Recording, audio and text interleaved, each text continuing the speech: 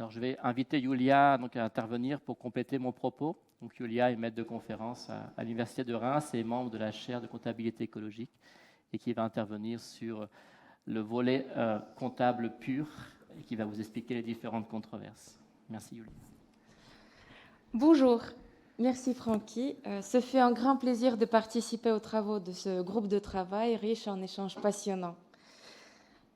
Après une courte introduction, je présenterai les principales controverses dans le champ de la comptabilité socio-environnementale et proposerai une typologie de ces comptabilités pour l'agriculture. Je voudrais commencer par la définition de la comptabilité. C'est un ensemble de systèmes d'informations subjectifs, politiquement négociés, ayant pour objet la mesure de la valeur des moyens et des résultats d'une entité. La comptabilité organisationnelle comprend généralement deux grands champs, celui de systèmes d'information externes, c'est-à-dire comptabilité générale avec ses bilans, comptes de résultats annexes, et celui des systèmes d'information internes, donc comptabilité de gestion, qui est une comptabilité non réglementée et souvent basée sur des indicateurs physiques comme des quantités des stocks, en plus des valeurs monétaires. De nombreux auteurs, dont Bernard Collas, Jacques Richard, Eve Capello et Édouard Jourdan, qui est d'ailleurs intervenu à l'Académie d'agriculture en novembre dernier, ont démontré que derrière la comptabilité se trouvent des choix de société. La comptabilité est donc un langage commun, comme l'a bien souligné Francky, et ce langage sous-entend des relations de pouvoir. À chaque phase de capitalisme, par exemple, correspond à un mode de comptabilité. Par exemple, comptabilité statique, comptabilité dynamique ou encore comptabilité actuarielle. La comptabilité statique s'appuyait sur la valeur de réalisation individuelle sur un marché actif, ce qui est impliqué par une hypothèse de liquidation fictive. Et ce type de comptabilité informait de la solvabilité des entreprises et incitait à une gestion prudente donc de l'endettement, et ce jusqu'au environ début du XXe siècle. Ensuite a été développée la comptabilité dynamique, qui s'appuie sur le principe de continuité et celui de coût, avec la règle de distribution régulière de ce coût sur toute la période d'investissement. D'ailleurs, les comptabilités dynamiques et les gestions agricoles de la première moitié du XIXe siècle ont inspiré des économistes et des écologistes tenant d'une économie soucieuse de la nature et du vivant. Enfin, comptabilité actuarielle s'impose à partir des années 1970 avec les normes comptables internationales imprégnées par les représentations et les pratiques du système capitaliste de marché propre aux pays anglo-saxons. Avec ces normes, l'entreprise devient conçue comme marchandise ou panier de marchandises au lieu de se présenter comme une institution produisant des marchandises. Et dans ce cadre, l'objectif principal de l'entreprise est la maximisation du profit, qui revient aux actionnaires principalement, tandis que les autres parties prenantes tendent à être minorées malheureusement. Parmi les propositions très variées des comptabilités socio-environnementales, qui ont vu le jour à partir des années 1960-70, on peut distinguer d'une part celles qui visent le niveau organisationnel, comprenant des systèmes d'information externes et internes, et d'autre part des comptabilités nationales et écosystèmes centrés, car les enjeux sociaux et écologiques sont souvent globaux, comme changement climatique, ou collectifs à une échelle régionale, comme qualité de l'air, qualité des eaux. Dans le cadre de notre groupe de travail, nous nous sommes focalisés sur les comptabilités socio-environnementales au niveau microéconomique, celui des entreprises agricoles. Le développement durable fait objet aujourd'hui d'une littérature abondante. Pourtant, on révèle un flou important quant à la définition de ce concept qui est souvent dénué d'applications concrètes. On peut distinguer deux approches au développement durable qui se reflètent dans les propositions de comptabilité socio-environnementale. La durabilité faible cherche à maintenir, si possible, les trois capitaux financiers, naturels et sociaux en même temps, ce qui donne une vision apparente d'équilibre. Mais cette fausse vision d'équilibre admet une substituabilité possible entre les trois capitaux.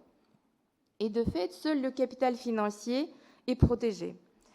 La durabilité faible reflète la théorie de l'économie néoclassique avec notamment l'hypothèse d'existence d'un marché efficient.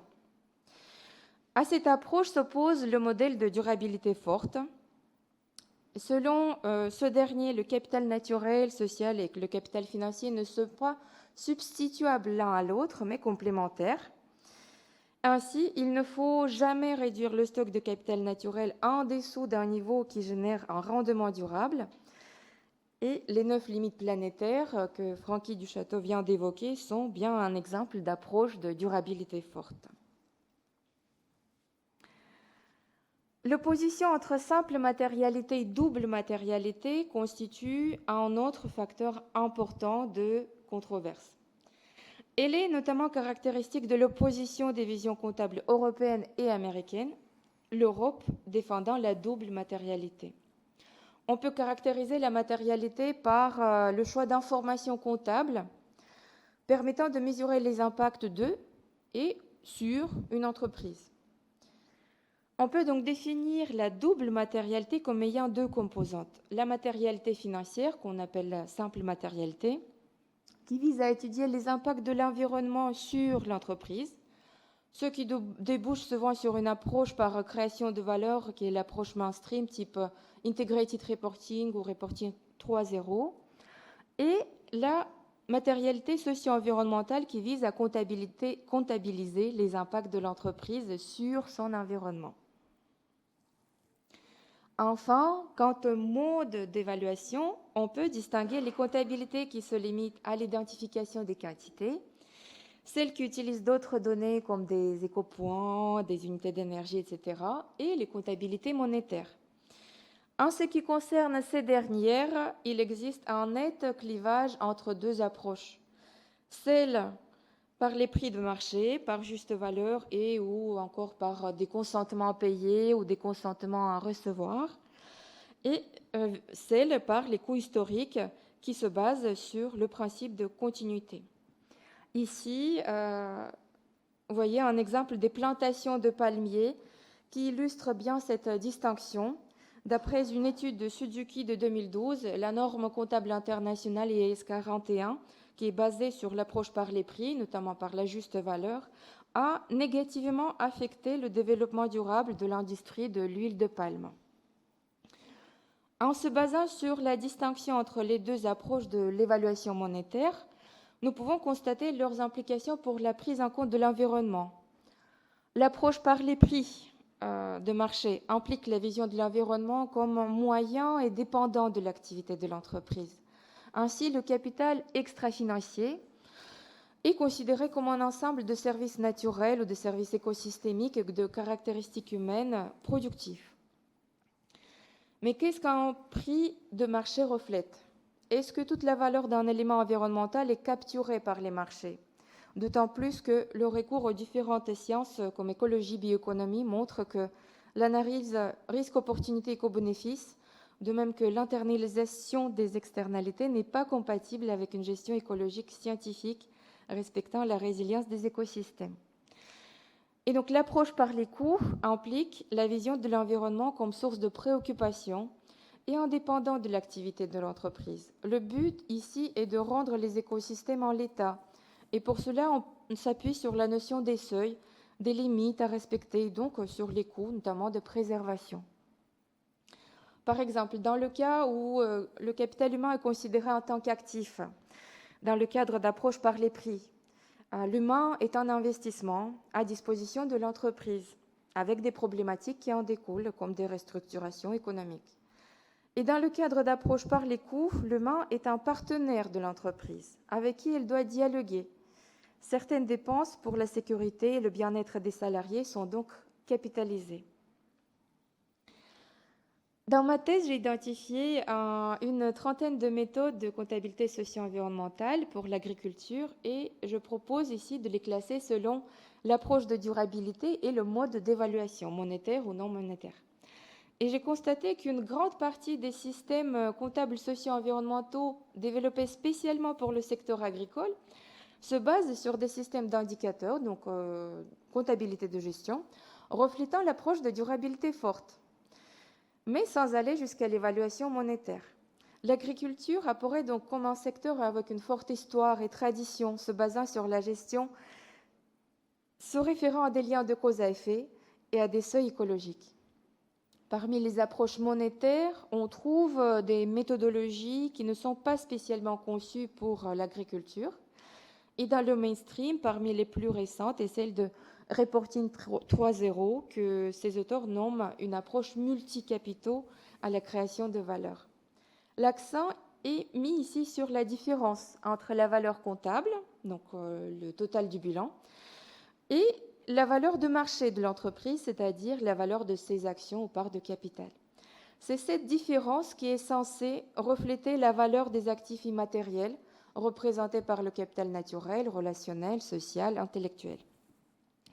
Cela reflète la vision de l'entreprise en tant qu'une unité à revendre, donc appropriée pour les investisseurs qui cherchent à acheter des actions d'entreprise qui apportent le maximum de profit et à se débarrasser aussitôt des titres d'entreprise qui perdent en rentabilité. Mais les questionnements à l'heure actuelle se portent sur la contribution que réalisent les agricultrices et les agriculteurs à la préservation de notre bien commun ou du bien à intérêt public, eau, air, sol, biodiversité. Et les modèles de comptabilité monétaire s'inscrivant dans l'approche de durabilité forte permettent d'apporter des réponses à ces questionnements. Je vous remercie pour votre attention.